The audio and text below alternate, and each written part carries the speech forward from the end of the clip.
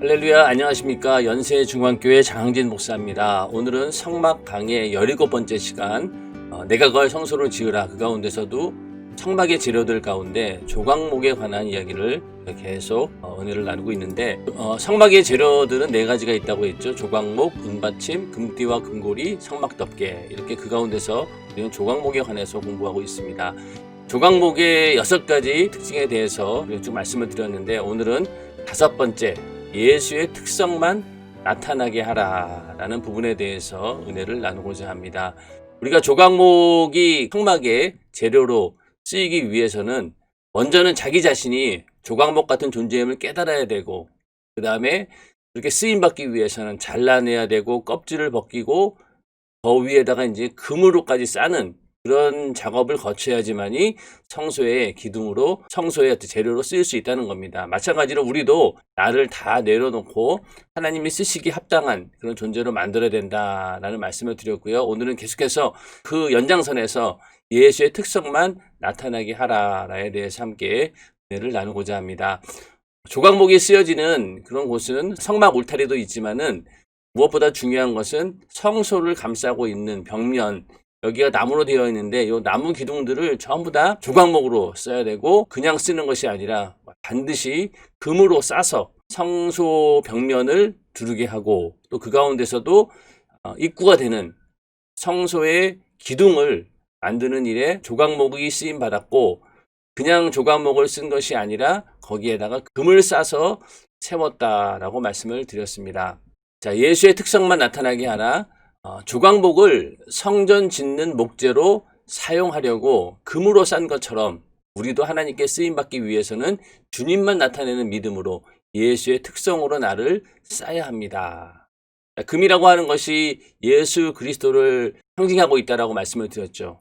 왜냐면은 우리는 조각목 같은 존재로 하나님 앞에 의로울 것도 없고 쓰실 만한 아무 그런 이유도 없지만은, 그러나 내 안에 있는 그 썩은 조각목을 보는 것이 아니라 뭘 본다고 했어요? 겉으로 쌓여진 금, 우리로 치면은 예수 그리스도의 보혈의 피로 내 죄가 사함받았다라고 하는 그 거룩함을 하나님께서 보시고 우리를 자녀 삼아 주시고, 또 우리가 성전에서 주의 일을 할 수 있는 그 모든 이유가 내 안에 있는 예수 그리스도, 그 의로 인해서 가능하다. 그러므로 우리는 그것으로 끝날 것이 아니라 내 안에 어떤 예수의 성품, 또 예수의 인격, 예수의 특성이 나타나야 된다. 그렇게 예수의 특성으로 나를 싸지 않으면은 나의 못난 근성과 기질이 나타나기 때문에 완전히 주님으로만 100% 싸야 합니다. 예수의 피를 받아 마시라는 것은 예수의 특성을 가지라는 것입니다. 피가 인간의 몸에는 약 한 5리터가 있습니다. 피가 5리터. 전체, 몸 전체의 한 8%밖에 안 되는 그런 요소인데, 이 피가 심장에서 나와가지고 20초 만에 온몸을 한 번씩 돌면서 모든 기관에 산소와 또 영양소, 또 노폐물들을 운반하면서 생명을 불어넣는 역할을 합니다. 그러므로 이 몸속에서 흐르는 그 피의 속도가 굉장히 중요한데, 바닷물이 썩지 않는 것처럼 우리 인간의 몸 안에 있는 피도 계속 움직여줘야지만이 그 생명이 유지가 됩니다. 만약에 그 피가 계속해서 움직이지 않으면은 생명이 없어져서 결국 죽고 맙니다. 우리가 자는 동안에도 계속해서 이렇게 몸을 뒤척뒤척 거리는 이유도 내 안에 있는 피가 고여서 썩지 않도록 계속 흔들어 주는 거예요. 이리 갔다 저리 갔다. 만약에 자는 동안 멈춰져 있으면은 마치 바닷물이 계속 파도가 생기고 이렇게 바닷물이 움직이지 않습니까?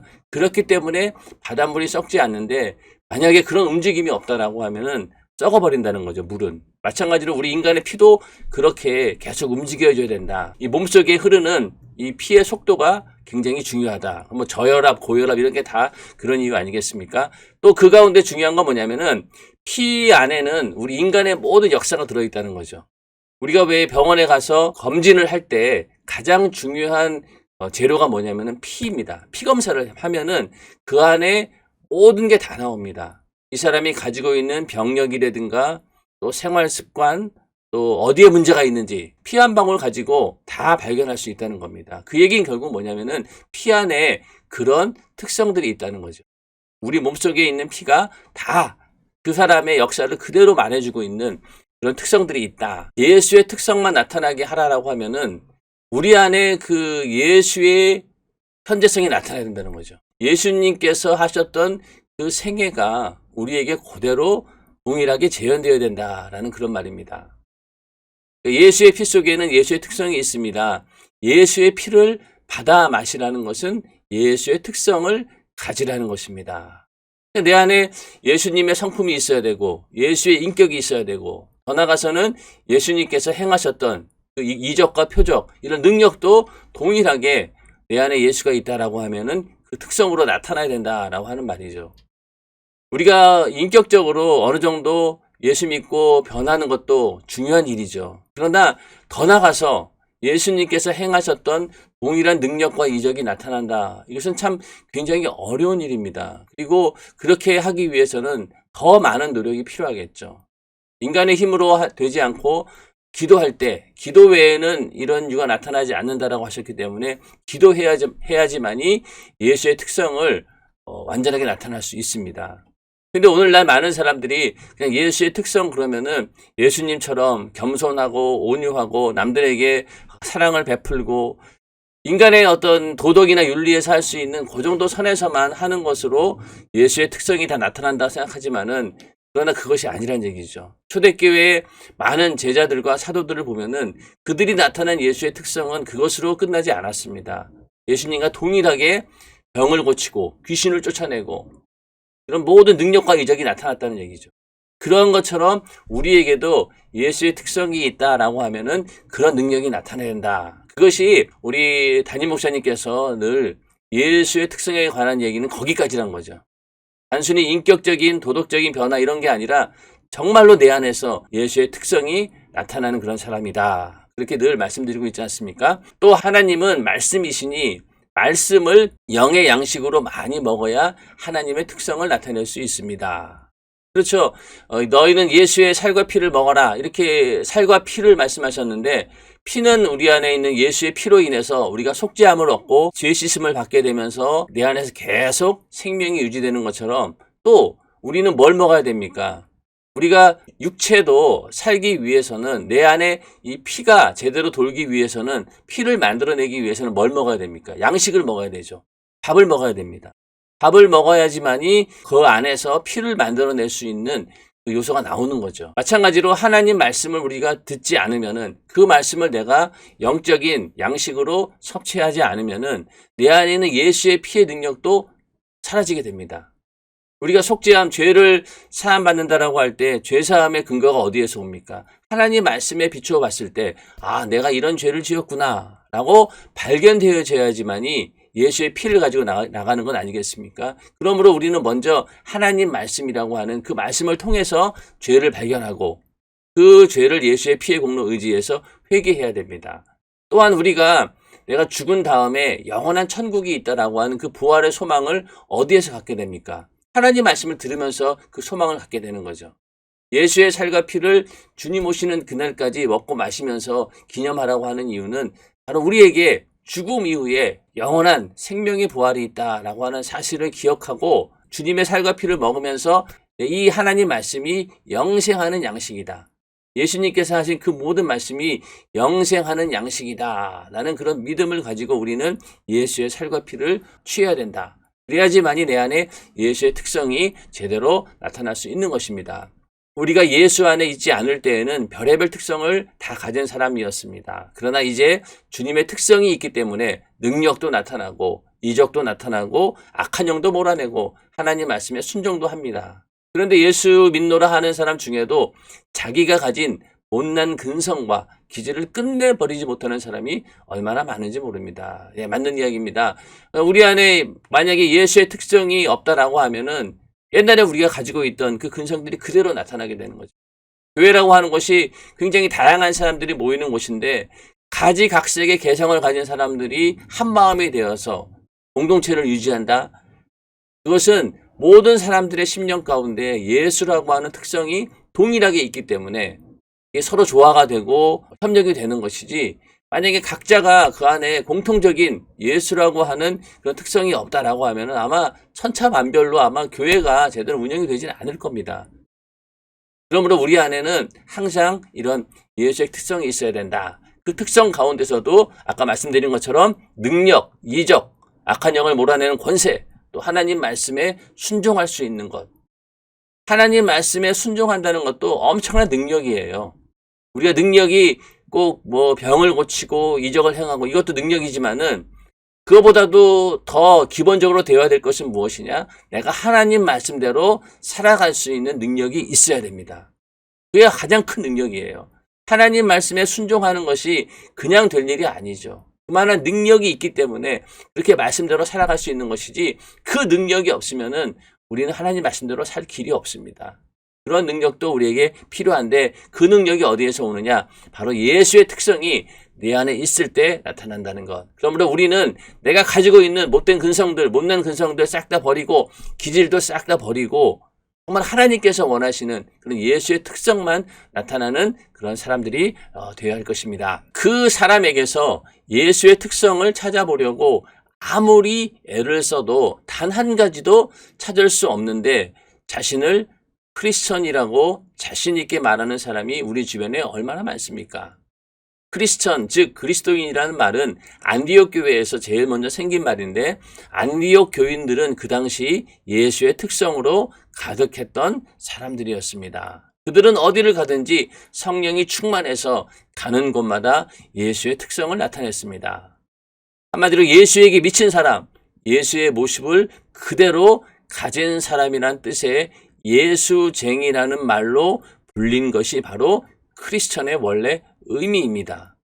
오늘날 교회에 다니면서 자신을 크리스천이라고 말하는 사람 중에 과연 예수의 특성이 고스란히 나타나는 사람이 얼마나 있습니까? 자신을 스스로 진단해 보면 금세 답이 나올 것입니다. 오늘날 우리는 예수 믿는다라고 하면 저는 크리스천입니다. 이렇게 얘기하죠. 나는 크리스천입니다. 근데 그 말의 근본이 어디에서 나왔느냐면은 안디옥 교인들을 보면서 그리스도인이다라는 말이 처음 나왔는데 그 안디옥 교인들이 그런 그 말을 들은 것은 그냥 들은 게 아니라 완전히 그 예수쟁이, 예수에 미친 사람, 예수의 모습을 그대로 그들을 통해서 나타나다 보니 주변에 있는 세상 사람들이 그들을 가리켜서 크리스천이라고 말을 했다는 거죠.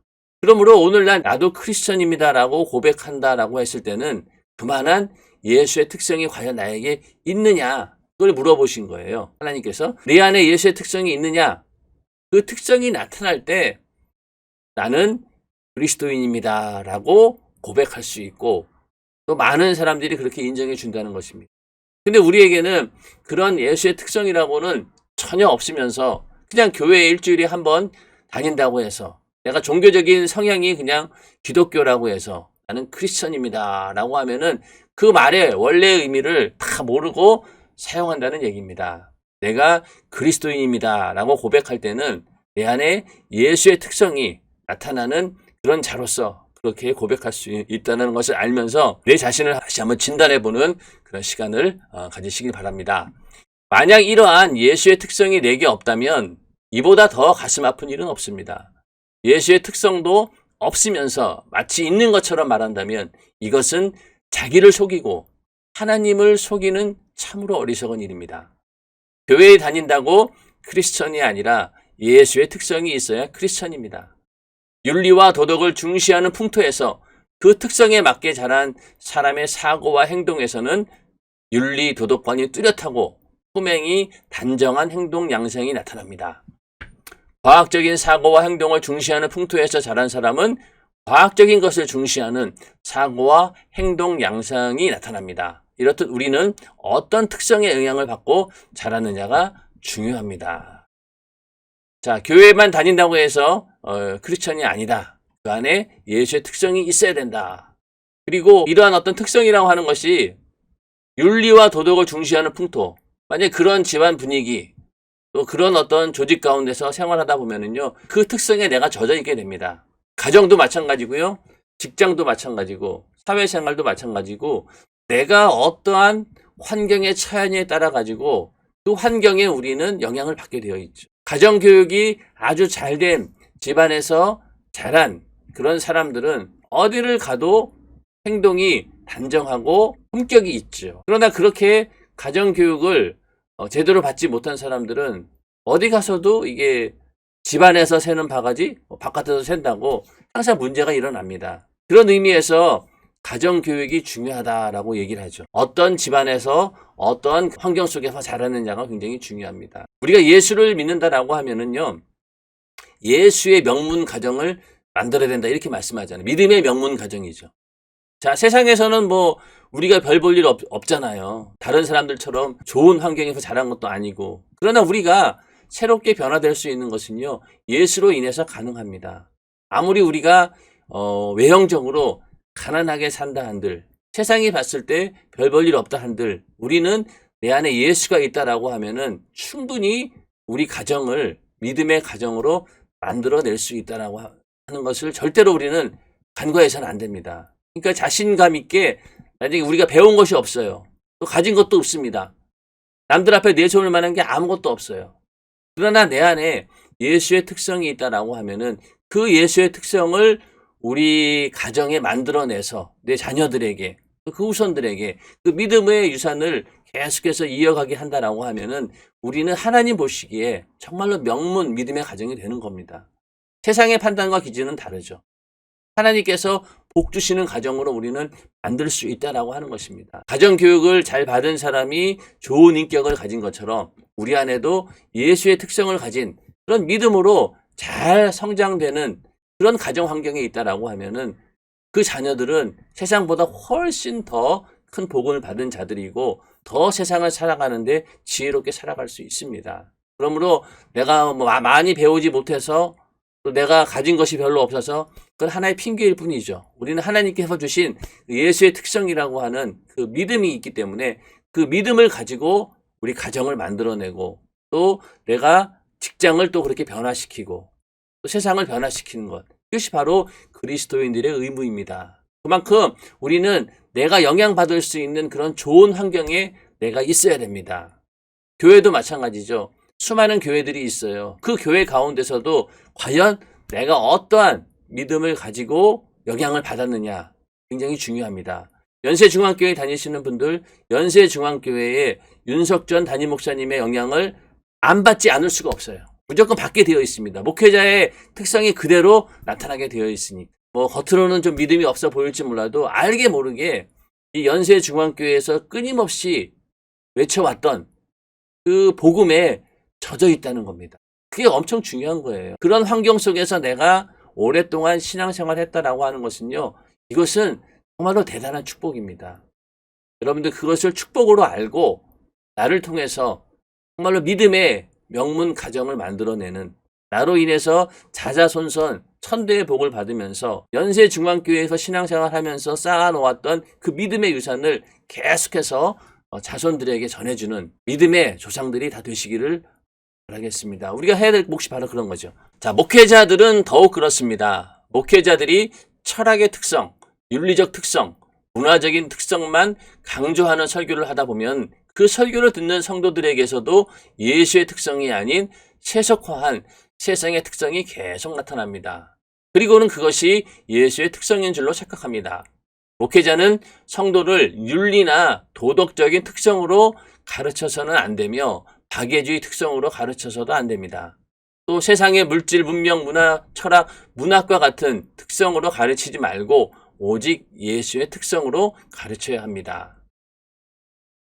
제자들은 예수의 특성으로 가르침을 받았습니다. 그 결과 그들의 생애는 예수의 특성만 나타났습니다. 초대교인들도 예수의 특성으로 가르침을 받아서 예수의 특성만 나타났습니다. 예수의 특성은 영혼에 영향을 미칩니다. 도덕이나 윤리나 박애주의 사상은 사람들의 이성에는 영향을 미칠 수 있지만 영혼에는 절대 영향을 미치지 못합니다. 하나님 말씀만이 내 영혼에 영향을 미치고 그의 특성을 나타냅니다. 자, 목회자들이 그만큼 중요한 건 뭐냐면요. 목회자들의 영향을 고스란히 성도들이 받게 되어 있다는 겁니다. 그러므로 목회자의 그 강단의 설교가 어떠냐에 따라서, 자, 목회자의 설교는 성도들에게 주는 생명의 양식이죠. 하나님 말씀을 성도들에게 전달함으로 인해서 성도들에게 하나님께서 주시는 그 양식을 공급하는 역할을 하게 되는데, 만약에 그 양식을 잘못해가지고 썩은 것을 주거나 변질된 것을 주거나 또 잘못된 그런 음식을 주게 되면 어떻게 됩니까? 반드시 문제가 생기게 되어 있습니다. 목회자의 설교가 그 안에 예수의 살과 피의 그 하나님 말씀이라고 하는 그 생명이 온전히 공급되지 않으면은요, 성도들은 겉으로는 멀쩡해 보일지 몰라도 영적으로는 계속해서 곤고함에 이르게 됩니다. 눈으로 보이지 않아요. 그러나 그 영혼은 점점 빈곤함을 느끼게 되고, 교회에 와서 예배는 드린다고 하지만은 그 영적인 갈급함이 점점 심해지고 오히려 세상으로 가게 되는 그런 일들이 얼마나 많이 있습니까? 그 예수의 특성이 있는 그런 설교를 해야지만이 성도들에게도 그런 특성이 나타난다라고 하는 것. 우리 연세중앙교회에서도 끊임없이 예수의 피, 회개, 성령 충만, 하나님 말씀대로 살아야 된다, 이런 것을 강조하면서 계속 반복하는 이유는 뭐냐? 그것만이 우리에게 생명을 주기 때문에 그렇습니다. 아무리 화려한 설교, 우리들의 어떤 이성을 움직이는 그런 지식적인 그런 설교, 그런 것들로 인해서 내 영혼이 움직이는 건 아니란 얘기죠. 오히려 예수의 피에 대한 이야기, 또 회개하라, 또 성령 받아라, 성령 충만해라, 성경 안에 있는 그 내용 그대로 전달되었을 때 우리 영혼은 그것으로 인하여서 부유를 누린다는 것이죠. 근데 오늘날 많은 사람들이 그러한 소리에는 귀를 기울이려고 하지 않고 자꾸만 내 이성을 움직이는 달콤한 소리, 또 나의 어떤 지식을 채워주는 그런 어떤 설교, 이런 것들을 찾다 보니까 진정 하나님께서 주시고자 하는, 하나님께서 주시고자 하는 그런 생명을 얻으려고 하는 것이 아니라 다른 엉뚱한 것을 찾아다니는 사람들이 많다는 것입니다.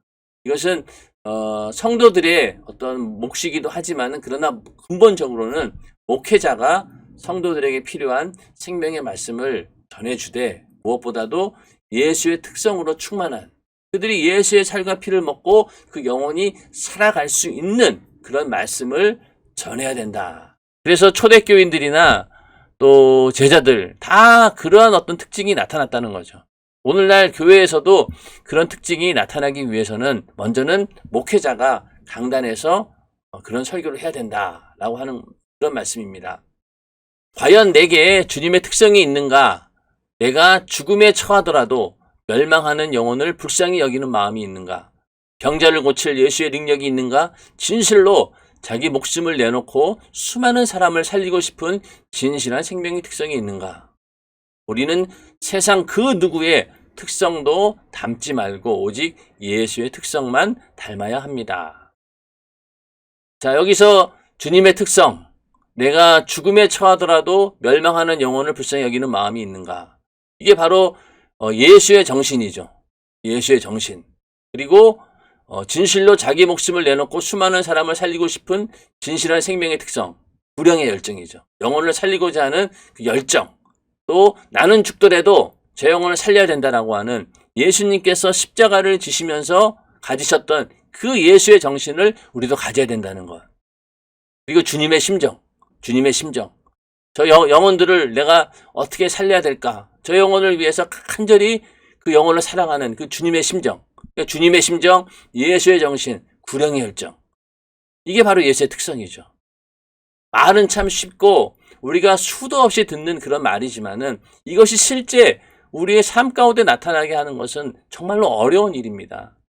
참 기도하지 않고는 안 되는 일이라는 거죠. 내 마음대로 안 되니까. 그런 특성이 과연 있는가? 그러므로 우리는 그런 특성, 세상의 특성이 아닌 바로 그런 예수의 특성만 가지고 있어야 됩니다. 우리가 하나님을 아버지라고 부르는 것도 나는 당신의 특성에서 나왔습니다 라는 의미입니다. 믿음을 갖고 신령과 진정으로 하나님을 아버지라고 부르면 아버지가 세상을 이처럼 사랑하셔서 아들을 보내신 그 사랑의 특성이 내게서도 나오기 시작하고 하나님의 전능하신 특성이 나오기 시작합니다. 하나님이 인간을 사랑하신 그 사랑의 특성이 나오기 시작합니다. 바로 예수 그리스도의 피의 공로로 구원받고 물과 성령으로 거듭나서 하나님을 아버지라고 부른 그 시간부터 우리는 하나님의 전지전능하신 능력과 사랑의 특성을 모두 가진 자임을 아시기 바랍니다. 자, 우리가 자녀를 보면은요, 정말로 참 신기하게도 그 부모의 특성을 그대로 가르쳐 주지도 않았는데 부모의 특성을 그대로 가지고 있습니다. 외형도 그렇고 또 성격도 그렇고 또 기질도 그렇고, 그러다 보니까 이게 저 사람은 누구의 아들이야, 누구의 딸이야 라고 부인하지 못할 만큼 너무 똑같은 사람들이 많은 거죠. 정말로 피는 못 속인다라고 하는 말이 그런 말이죠. 그대로 그 부모의 특성을 가지고 있습니다. 아까 말씀드린 것처럼 그러므로 부모가 정말로 하나님을 향한 믿음을 가지고 있을 때 그 믿음은 육신으로는 유전되지 않지만은 그 가정의 분위기로 인해서 그 자녀들이 그런 특성이 나타나게 되어 있다는 거. 이거 중요하다는 얘기죠. 마찬가지로 하나님을 우리가 아버지라고 부른다라고 했을 때 우리는 하나님의 자녀입니다. 하나님 아버지로부터 우리가 받아낼 것만 받아내는 그런 이기적인 그런 관계가 아니라 나도 하나님 아버지의 성품이 그대로 나타나는, 아버지와 아들 간의 그런 유사한 점, 동일한 점, 피는 못 속인다라고 할 정도로 그렇게 보여지는 것처럼 우리도 하나님을 아버지라고 부르는 그런 자녀의 관계 속에서 그러한 하나님의 특성이 나타나고 있느냐라고 하는 사실을 지금 우리에게 묻고 있는 것입니다. 하나님 아버지의 심정, 또 아들의 심정. 하나님 아버지는 자기 아들을 죽여서라도 인간을 살리고자 하셨고, 아들인 예수 그리스도께서는 어떻습니까? 나는 죽을지언정 죽어가는 영혼, 인류의 영혼을 살려야 되겠다 라며 십자가를 지셨습니다. 그리고 부활하신 이후에 성령이 오셔서 땅끝까지 이르러 한 영혼이라도 살려야 되겠다 라고 하는 그런 구령의 열정을 가지고 성령께서는 지금도 분주하게 역사하십니다. 그러한 아버지와 아들과 성령의 그 모든 심정이 우리 안에 특성으로 나타나야 된다라고 하는 것이 우리의 최종 목표입니다. 이를 위해서는 정말로 우리가 기도해서 내 안에 계신 성령의 능력으로 그 일을 이루지 않고는 절대로 할 수 없는 일입니다. 그러므로 우리는 끝까지 성령 충만함을 유지하는 그런 삶을 살아야 됩니다. 성령 충만함을 유지한다라고 하는 그 말 가운데 주님의 심정, 예수의 정신, 불행의 열정이 나타나게 되어 있는 것이고, 그 가운데 하나님 아버지와 아들과 성령의 그 심정까지도 그대로 그 안에 들어갈 수 있기 때문에 성령 충만을 해야지만이 모든 일들이 내 안에 이루어진다는 것입니다. 자, 오늘은 여기까지 하도록 하겠습니다. 내 안에 예수의 특성을 나타내는 그런 삶이 되어야 된다 쭉 말씀을 드렸는데, 여러분들 우리의 삶 가운데 항상 예수의 특성만 나타나는 그런 삶이 되시기를 주님의 이름으로 축원합니다. 지금 이 코로나 바이러스로 인해서 굉장히 어려운 그런 상황 가운데 있지만은 이럴 때 하나님 말씀으로 내가 새롭게 무장하는 그런 기회가 되시기를 주님의 이름으로 축원합니다. 점점 이제 날씨가 추워지면서 가을로 접어들게 되고 이러다 보면은 금방 또 추운 겨울이 오고 그러지 않습니까? 아무쪼록 건강에 유의하시고 또 한 해를 잘 결산해서 하나님 보시기에 흠이 없는 모습으로 2020년도도 마감하는 그런 우리 모두가 되기를 주님의 이름으로 축원합니다. 또 다음 시간에 만나 뵙도록 하겠습니다. 감사합니다.